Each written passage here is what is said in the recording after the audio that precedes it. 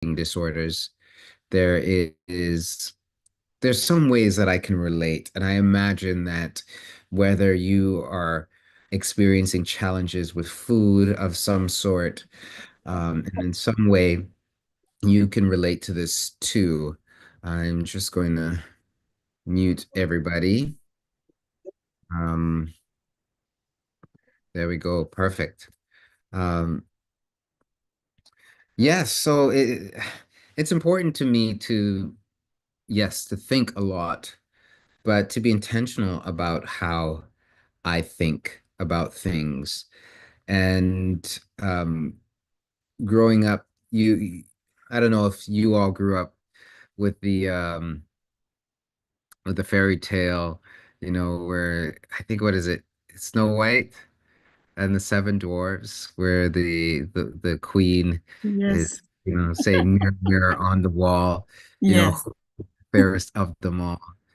And, this rage and this jealousy that she goes through because of what this mirror is telling her. And quite often, when we look in the mirror, it's interesting what we see and what we hear talking back to us. And we want to go beyond just looking at the mirror on a superficial level to really unpack what it means to us to be us, and as it specifically relates to um, food and body image and all these things. So I remember when early in my career, because I've been at this for about 20 years, and when I just graduated from my master's program and I was doing some volunteering, I started in this program, and it was called the PAR program. Eventually, I went on to work in the program. But PAR stands for Partner Abuse Response Program. So this was a program for men who were mandated by the courts to come to get anger management and to get counseling because they had been charged for perpetrating abuse or domestic violence in their intimate partner relationships. And I don't know about you, but I don't like when people tell me what to do. Doesn't matter who you are. It doesn't matter. Well, unless you're Joyce Myers. I don't know why. I'm partial to Joyce Myers. I don't mind when she tells me what to do. For those of you who don't know who Joyce Myers is, she is this preacher. I've never met her, but there's something about her that she just tells everybody what to do, and it's okay. It's okay for me. But outside of that, I don't like when people tell me what to do. So I could relate. These men were being told what to do by the courts, by the police, by everybody. So when they came to this program, they were not happy. They were not happy. They were angry, angry, angry, angry, man. And that anger would get directed towards me and my co-facilitator, who was a wonderful woman. Her name was Stephanie. She was amazing. And it's interesting when I look back at it. I went to that program every week. I was facilitating the program, but I was scared. I was scared. I was scared every week. I did not like confrontation. Why was I in this program? Why was I facilitating this program with all these angry men? I don't know. I can't. I mean, it worked out for me because I learned how to deal with it. I got over my own daddy issues. I got over the way that my dad handled his emotions and his anger. And what was interesting was, even though I was in my early 30s, quite often I felt like a 8-year-old boy. I felt like an 8-year-old boy, I was a skinny kid, the skinny, scrawny little boy. That's what I felt. So you can be a certain thing and be a certain way, but feel completely different on the inside. And I don't know if you guys can relate. Can you guys relate? If you can relate, put that in the chat. Put yes, if you're courageous enough to put that in the chat. But yes, I can relate. It's interesting when I work with people and they talk about challenges that they're having, and I ask them at that point, when you are finding it difficult to do what it is or live how you want to live, how old do you feel? And quite often, They date themselves 10 years, 20 years, 30 years back. You have your lived experience, but then you have an experiential experience, what it feels like to be you. And I want us all to really appreciate that understanding before we dive into this, because if we are not approaching this conversation with an appreciation of how complex it is, if we're not approaching this conversation with an appreciation for how we can become conditioned, and most importantly, if we're not approaching this conversation from a place of compassion, the impact that we have on other people is going to be devastating. Quite often, we're interacting with people and we don't know what they're going through. And the way that we treat them is based on our understanding and our perspective.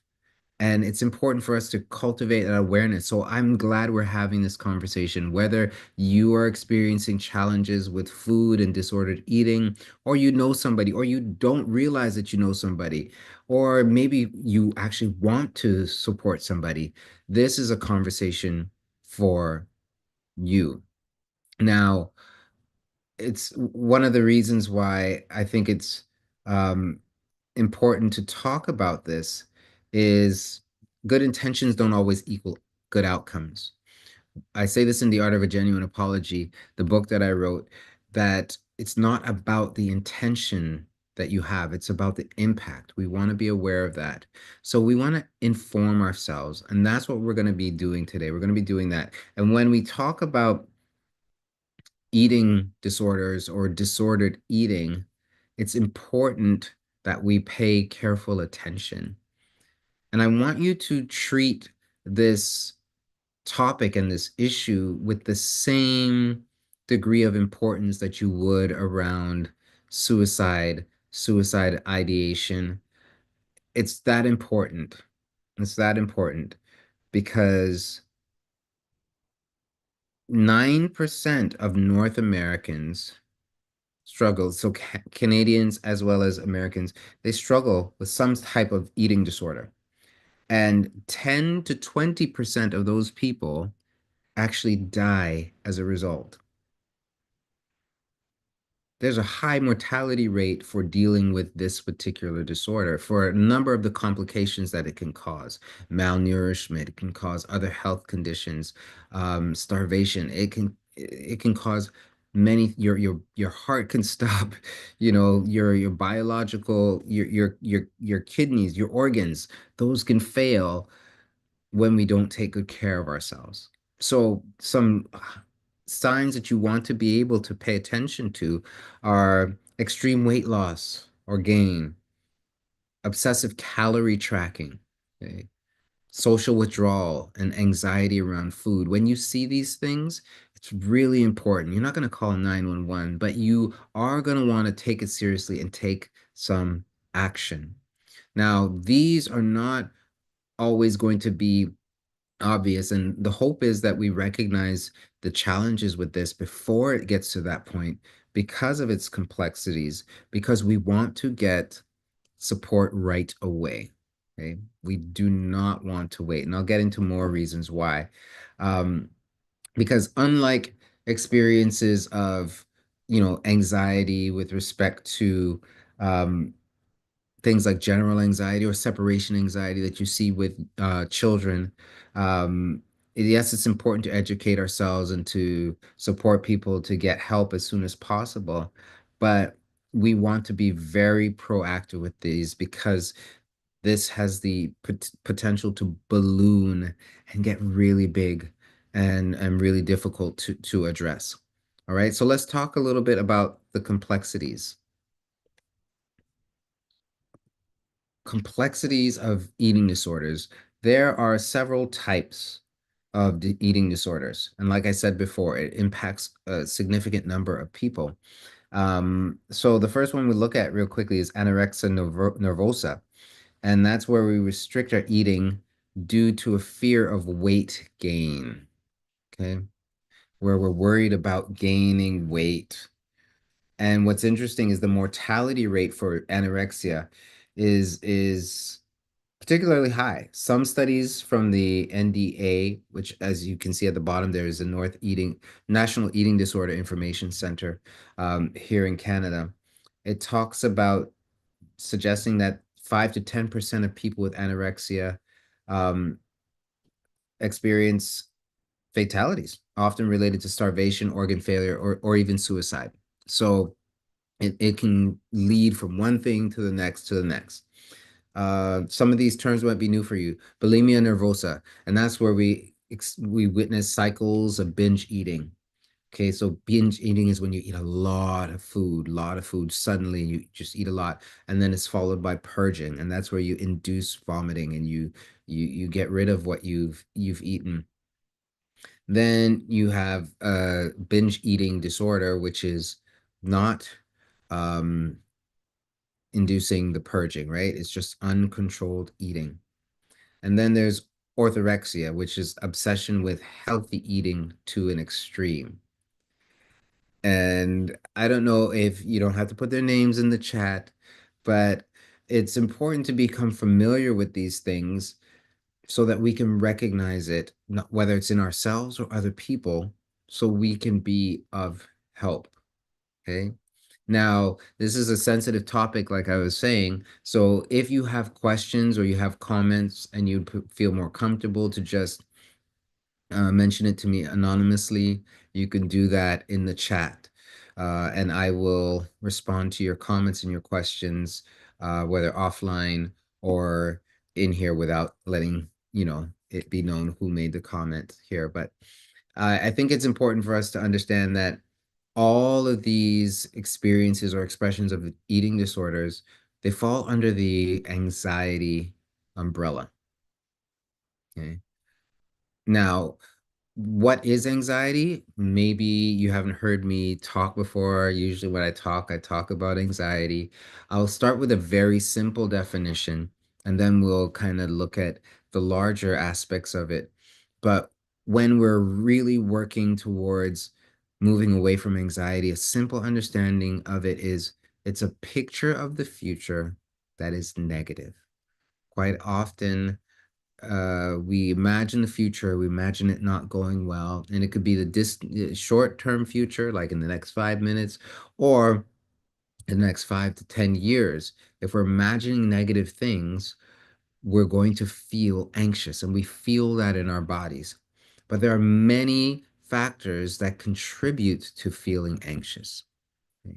Some of those factors could be genetics. Some of those factors could be situations and environments and traumatic experiences from the past that can cause us to be worried about things.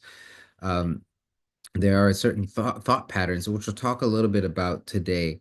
Sometimes diet can impact our our levels of anxiety, foods that we eat, caffeine, for me, gluten, believe it or not. If I eat gluten, it messes with my mental health and my processing and my emotions and all of these things. So there are a lot of factors that contribute to anxiety, but these all fall under that umbrella. Now, I don't know if you guys have any thoughts about how or why it would be triggered or included under the umbrella of of anxiety, but you're welcome to throw it in the chat if you have thoughts about that or if you have questions about that.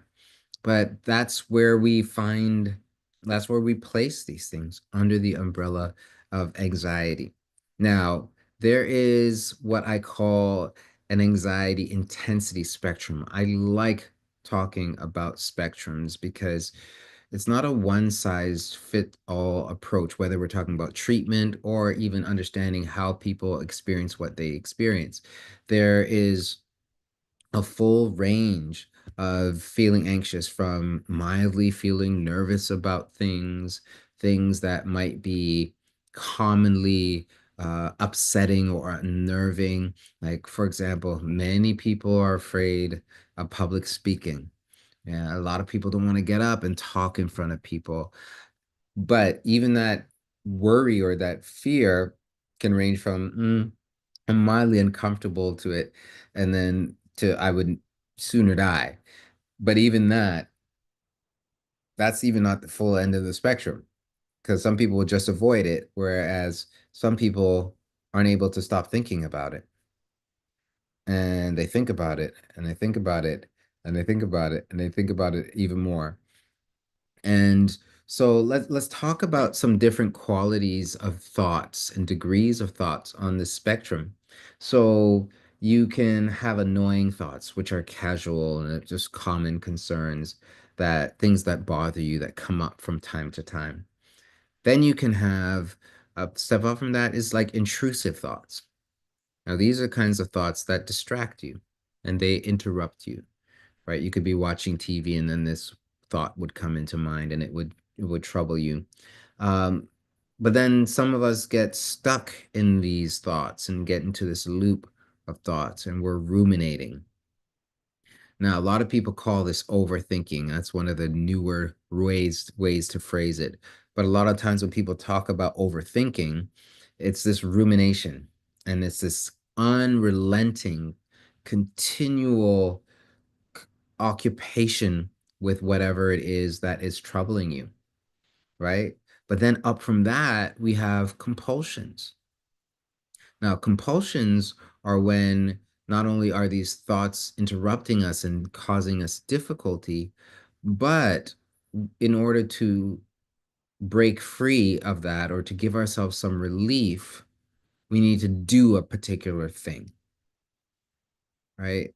That's what they call a compulsion. So you can be obsessively compulsive about something, and that can really impact our entire lives. And we talked about looking beyond the mirror, and I want to come back to that because regardless of where you are on the spectrum, your experience with your own thoughts and your own feelings, it bleeds into your identity. You start to make associations based on these thoughts about yourself, about who you are, and it becomes a part of you, not just an experience, but it becomes you. And for some of us, it becomes the biggest identifier of who we are, is our issue. We see ourselves as a big problem. And I know in some models of programs, um, I'm sure if you guys watch TV, you will have seen the 12-step programs and people introduce them hi at the group and it's like, my name is Andrew and I'm an alcoholic. You know, is a strong identity that is made, this link between the issue or the challenge with yourself as a person. And some people find that healing and helpful, and then some people don't.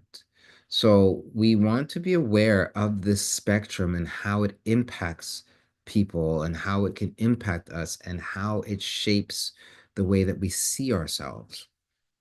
So I have the website on the bottom here for both the National Eating Disorder Information Center, which is a Canadian organization. Then there's a National Eating Disorders Association, and that's an American organization because I know some of our participants and some of the viewers are from different parts of the world.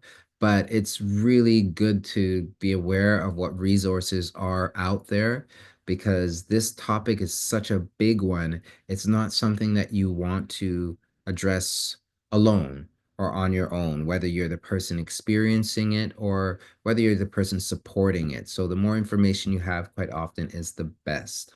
Okay. And again, if you have any questions about this, please, by all means, let me know. Okay.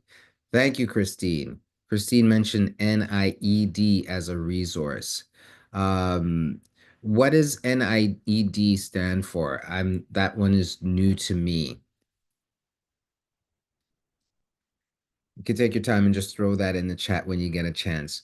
But again, sometimes we talk about these disorders, and myself included, with this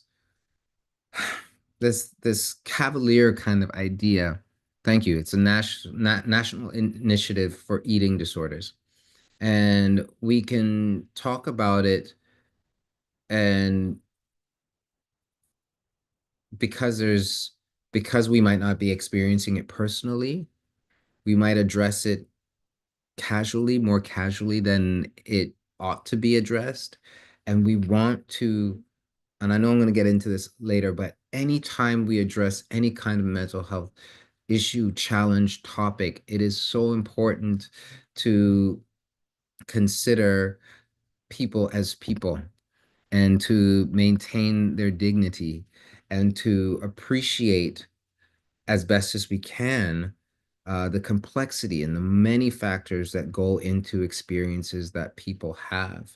Because if we don't do that, then we minimize their experience and we oversimplify things. So I know I'm doing a high level kind of overview of this because I just want to share the information and give us an opportunity to become a little bit more familiar. And I think that will be helpful to us as we seek to help ourselves and help other people. So enough about that. I want to talk about the conditioning, the conditioning that contributes to the development of disordered eating. So there are many aspects of conditioning that we experience, and one of them, let's go from the outside in, societal conditioning, the influence of media, for example, right? I don't know if anybody has ever had an experience where they have watched a show and they saw themselves in it and it felt good, right? And when there's representation, I watch a lot of TV when I have my downtime moments, and I can see the big difference between when I was younger and there would be one or two black people in an episode of a show, whereas now it's commonplace, it's normal. But as a child growing up, that was part of the conditioning that you weren't people like you weren't on TV unless it was the Cosby Show, right?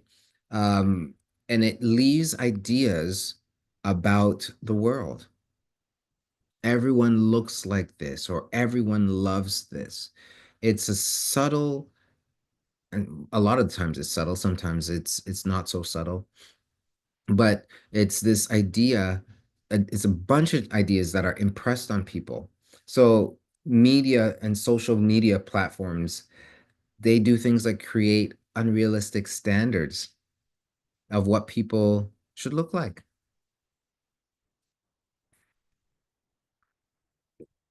There's an example, the rise of filters and technology, right? When you go on social media and you see these pictures and everybody's skin looks so perfect, everybody looks flawless. That's not real. That's not how everybody looks. And there's this whole experience some of you can relate to. Some of you who are on social media have a love-hate relationship with social media because everybody's putting out their best. And, sometimes we even judge ourselves based on other people's highlight reels. And, it creates this dynamic about what should happen and what we should look like. And that contributes to how we see our bodies.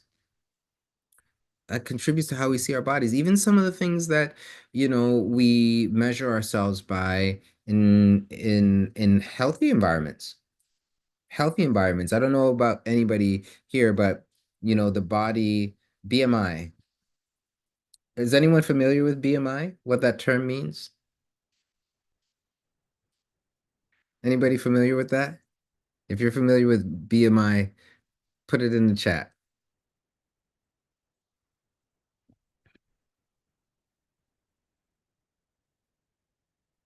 BMI stands for body mass index. Okay.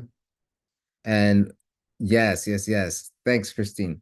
Yeah. And what's interesting is, you know, I'm not sure if you are aware of this, but even when we go to the doctor, sometimes they measure us. So if you go to a coach and you go to a fitness instructor, they will talk about your BMI. They want to look at your measurements, your weight, and all this stuff.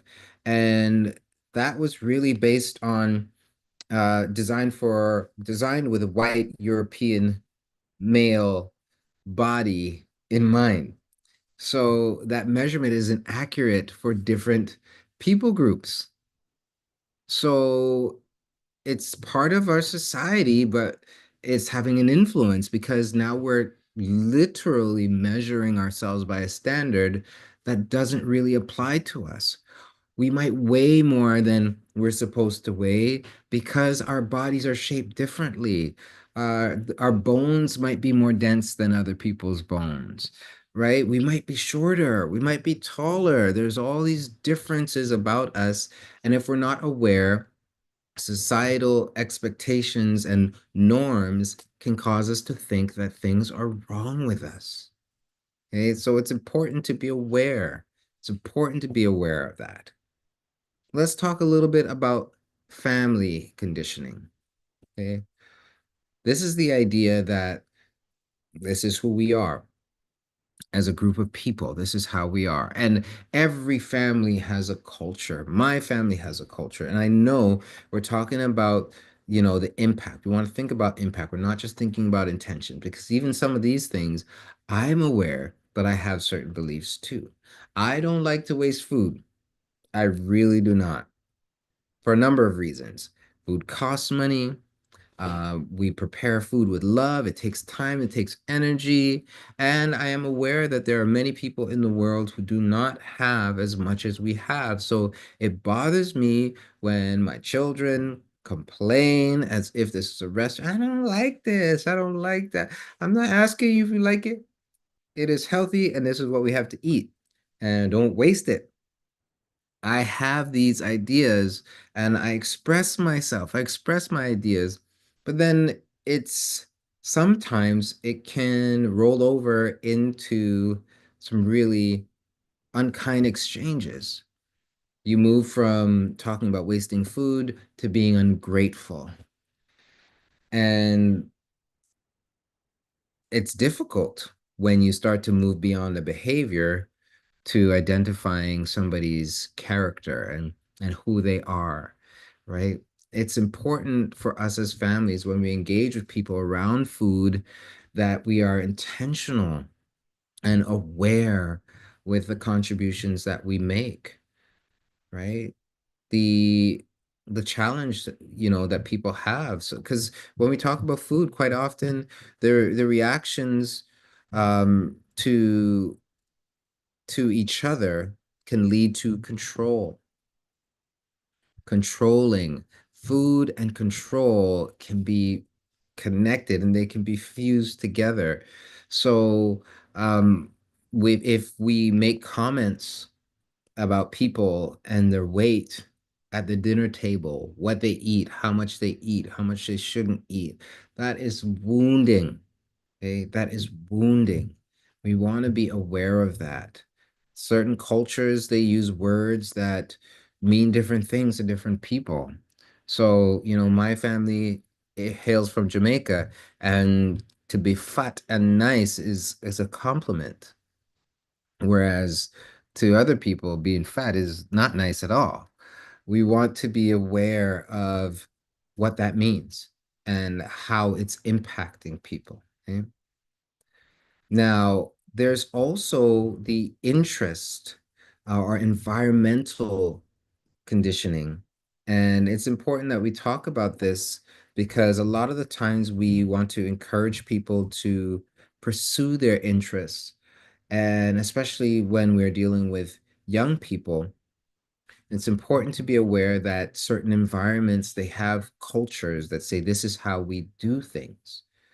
Now, many of you might not know this, but when I was in high school, I was a dance major and I was one of a few guys in the program, and there was mostly girls. Um, but there is this strong culture around body and body type, what you were supposed to look like. And if you didn't look like that, then something was wrong with you or you had to change it. I know the dance world has come a long way since then, but it's important to see the influence on children And it's not just girls, it's boys as well. And the statistics are really, really interesting. Here's one statistic: 25% of eating disorder cases occur in men. I was surprised to learn that. I was surprised to see that number.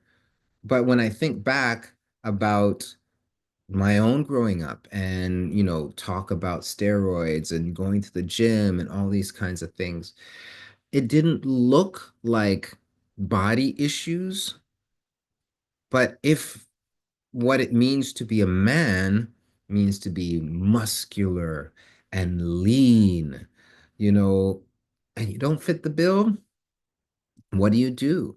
Right? What do you do? And I don't know where things are at in this day and age with what people are putting in their bodies in order to get certain results, but people were willing to put themselves at risk to look a certain way. This is the conditioning that happens in certain environments. So we want to be aware that we are participating in the conditioning on a societal level and families, but also in our small groups. We contribute to that. We can impact that. And it's important to be aware of that. Now, it's interesting that I want to talk a little bit about food and what it does from my perspective and what it means to us and why it's really complicated. If you think about food in its essence and what it does for us, it's it's about nourishment. Food is about nourishment. We want to sustain ourselves, but we don't just eat to survive. At least I don't. I love to eat. There are certain foods that I love, and my love for them is growing more and more and more. And I just love to eat. But then there are people who are really pragmatic eaters. They don't really care about taste. They eat because their body needs the nourishment. They need the nutrients. I have friends who they could eat the same meal every day and they just, they do the food prep on the Sunday, but everything is the same. I couldn't eat like that. So we have our different ways of experiencing food and relationships with food, but at the end of the day, we get to be aware of when our loves for things they can become unhealthy. But the very nature of food is about nourishment. We eat this food, and when we eat the food, we feel good. We feel okay. We feel better. It gives us energy. We feel revitalized, right? There's something about it that does something for us because we're actually caring for our bodies.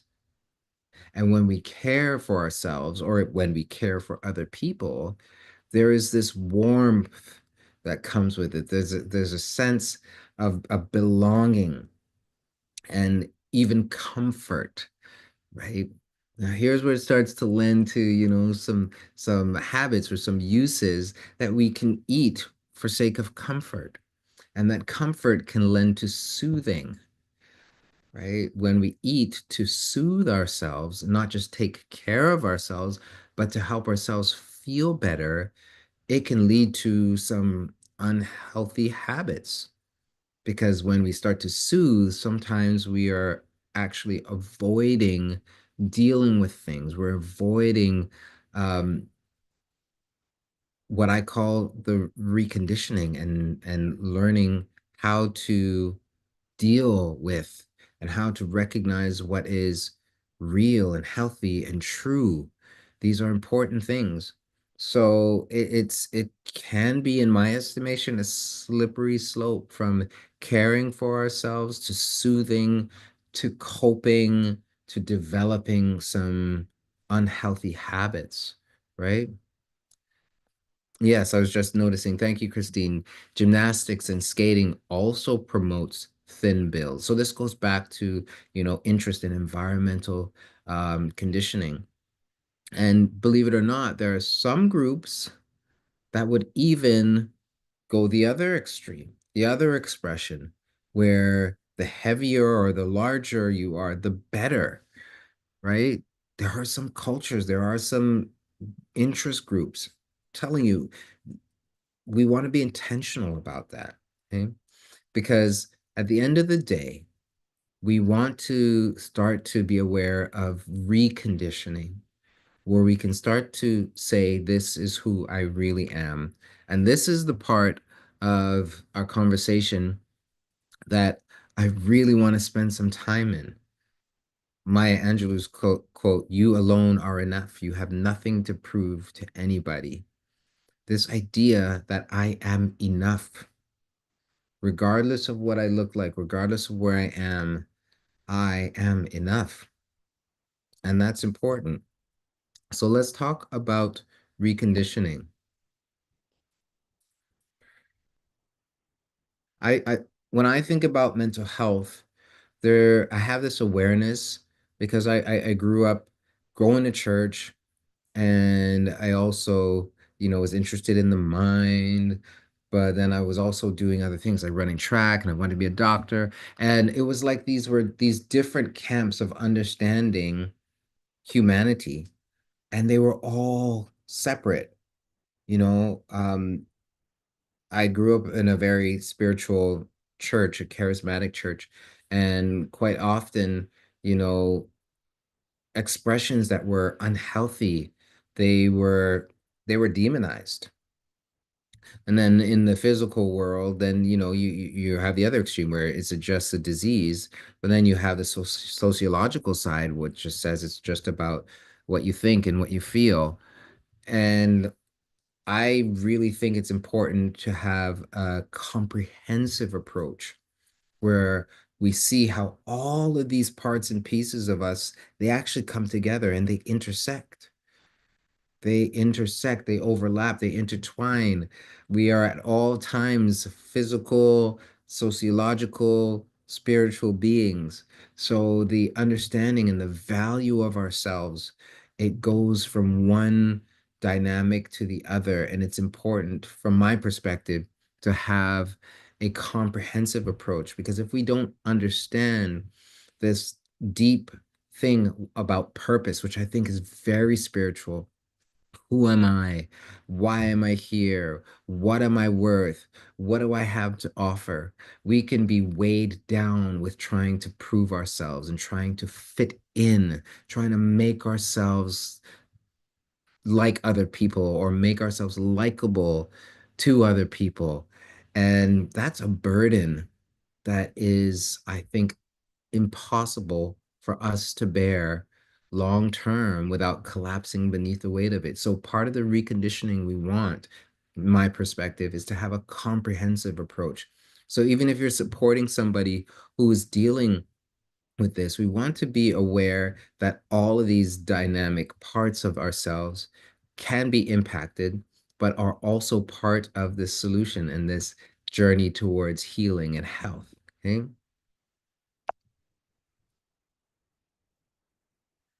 Now, if you know anything about me, compassion is where it's at. I'm not always, on my game, but if I'm having a difficult day, and even if I don't feel very accomplished in my day, I can look back and think about interactions that I've had that are filled with compassion, and they fill me, they move me. Even if I just watch a TV show, and, I like to watch those medical, shows, and the compassion, I move to tears quite often in a lot of these shows. And just I'm moved by compassion. So this part is really important for me, because the perspectives that we have, again, they contribute to the betterment or the worsening of people's experiences. We are not in control. We're not necessarily at fault for other people's experiences, but we can impact other people. And we want to be as intentional as we can with the impact that we have as we walk alongside people. So I'm going to talk about some unhealthy perspectives and then contrast them with helpful responses.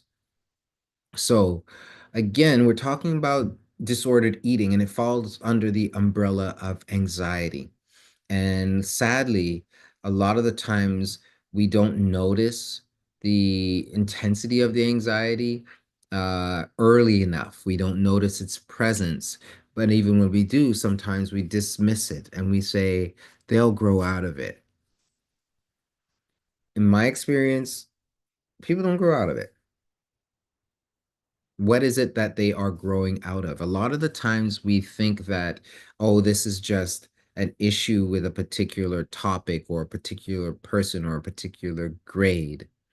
But what I've found is that there are thought patterns that even as people navigate certain situations, and they might, step up and step out of it in those situations, quite often the way of thinking, these patterned ways of thought, they don't grow out of. One of the most puzzling things that parents come in to talk about is how their straight A student could drop out of school and be suicidal, and it just catches them out of the blue. But what's been happening is they've been living beneath the weight of perfectionism and this pressure to do well and what it means to them. And over time, they don't grow out of it. It just gets heavier and heavier and harder to bear. So as opposed to thinking this is something that they'll just grow out of, I encourage people to think, let's grow through it. Okay. First of all, let's do this together and let's grow through it. Let's not try to grow out of it, but let's grow through it. And one of the things that really helps me to grow is learning. Okay. It's learning. So as you learn alongside people, you learn about them, you learn about what they're facing, it's gonna help them blossom, it's gonna help them grow. So adopting that attitude, let's grow through it. So people do not feel alone. That is important. Number two, there are some ideas that, disordered eating is attention seeking. I remember seeing episodes of it on television and hearing about it, people talking about it in our own small groups or with kids over the years. Oh, they just want attention. Oh, they just want attention. And well, the truth is, who doesn't want attention?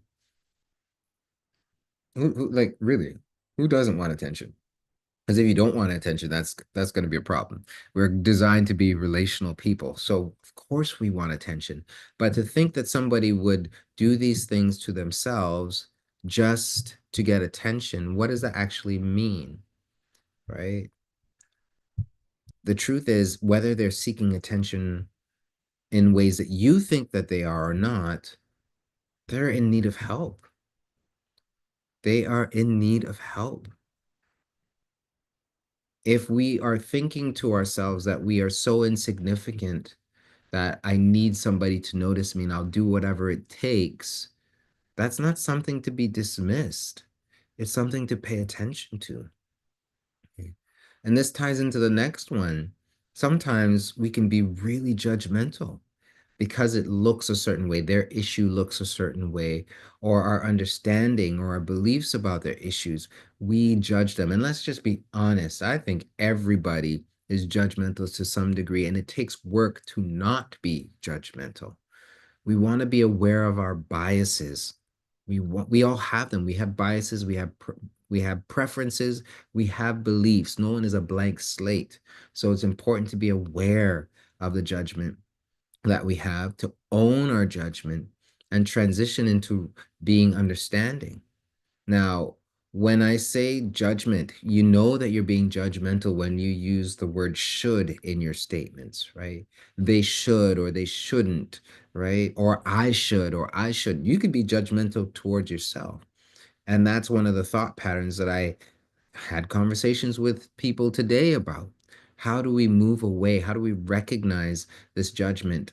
And then how do we move beyond that into understanding? Because there's two kinds of understanding that are important. There's the educational, like just um, cognitive comprehension part of understanding. We want the information, we want the details, we want to be considerate of the factors that contribute to someone's experience. But then there's the understanding that is about compassion. You know that you're understanding someone when you're starting to experience empathy. And you can say, yeah, I can relate on some level to that. Even if you haven't had the same experience, you can reach way down into your own life, into finding issues that matter to you so that you can appreciate their experience. And that's important. It's really, really important. So some people might think that has to do with comparison, but it's human nature to notice similarities and differences. Okay. We want to be on the right side of that, appreciating differences and appreciating the value of similarities, but not discarding those differences because they're different.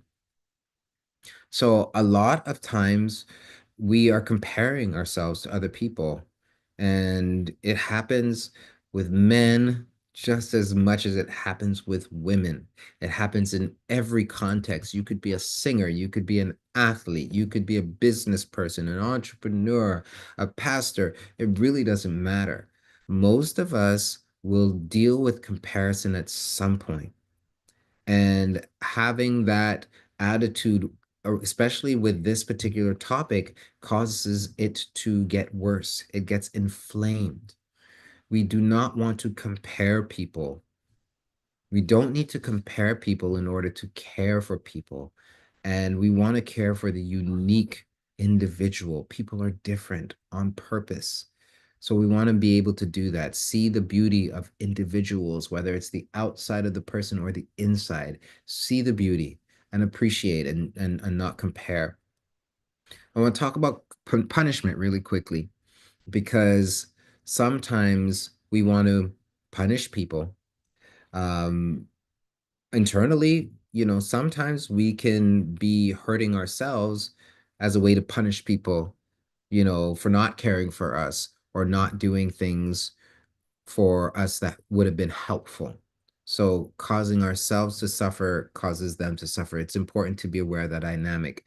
And then punishing ourselves because we think we're deserving of punishment or we're not good enough to be treated well. So sometimes there's that dynamic that contributes to um, disordered eating. And as opposed to that, we want to validate, have healthy validation. And this one is, we could spend a lot of time talking about this, but I think it's really important. We want to validate the experiences that other people are going through. Now, when people hear me say validate, sometimes they have a challenge with accepting that because they think that means agreeing and endorsing someone's perspective. And that's not what I mean. This ties back into empathy. We want to be able to understand where someone is coming from, how they could see it and experience it the way that they do. And that's really when we start to understand. We can say, yeah, I could see that. I could see how you got there. That's important. And the other kind of healthy validation is validating your own experience, not just your perspective about seeing things, but what you actually think, your opinion about yourself, right? If we allow other people's opinions of us to be the main um, rule and standard, then we engage with people with this inferiority complex and we devalue our own sense of self. And that's really important. Okay, we want to be aware of that. One of the things that I find when we're dealing with significant anxiety is it can be very confusing. There are multiple things at play, multiple things in our history, whether it's sexual abuse or influence of society, comments that people have made to us growing up. I talked about spirituality, influences of darkness and evil. I believe in all that stuff. It's all possible and it can all be confusing. What we want to do is seek clarity. We want to move towards clarity. We want to get an understanding. We want to label things. And that's one of the reasons why it's helpful to talk to somebody, to get outside of your own head, to be able to even process things and write things down and put things on paper so that we can start to get clarity about our own perspective, so that we can acknowledge our own experience and start to make our way into greater health. So some of the steps that you can take today, you can encourage small, sustainable steps towards healing. It's important when we see people moving towards health that we encourage them, that we congratulate them. One of the things that I do quite often with the people I work with is encourage them to celebrate.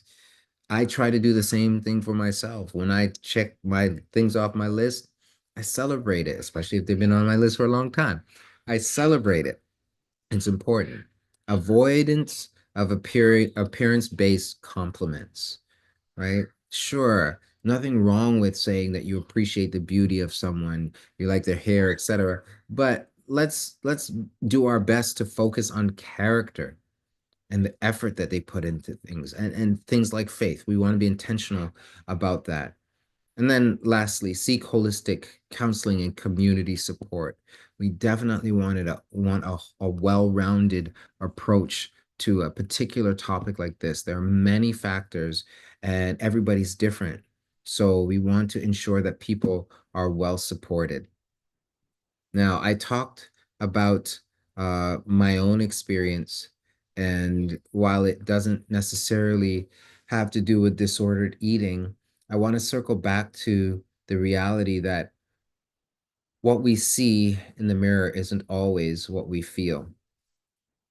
And I think it's it's important for us to acknowledge where we are, but also who we are. It's important. It took years for me to help myself to catch up. That 8-year-old boy to catch up to that 30-something-year-old man. And it's a process. It's a process. So whether it's you or someone that you know, I want you to appreciate that it is a process and understanding yourself and understanding the contributing factors will help you to define the steps that are important for you to take so that you can build on your health and build your awareness of your value and strengthen those things so you can have a healthy sense of self, which will encourage and promote a healthy way of relating and engaging with food. All right. So there was a lot of ground to cover. I want to know what your thoughts are and if you have questions about it. Yes, Doc, thank you so much, Dr. Blackwood. This is so good. And I have been in the class for a couple of times, but I would say that you did really justice to this topic. I have a simple question. I don't know if it's a simple question to ask. We have a cousin who I would say, is addicted to alcoholic. So, we are gone to the hospital, and the doctor said to him that, listen, if you continue to drink, you will die because it has taken greater part of your body. And he said, if he stop drinking, it's as well as he's no longer alive, that he's dead if he stop drinking. So if he says he's alive, but he's not drinking alcohol, it means that he's already dead. So he will continue to drink. So in this case, what would you say? How will you suggest? Because we have been trying to support, and he doesn't understand it the way we do understand his situation. What is your suggestion here? Wow, that's not no simple question, Pastor Francis. Um, and I think not only is it easy to say that it's complicated, but I think the best thing to do is to really assess the not the care of the relationship, but the closeness of the relationship. It's good to get to know people and understand what things mean to them and why. So that thought that um, if I'm not drinking, I'm not living, for me, it sounds like it's synonymous. Drinking is life to him.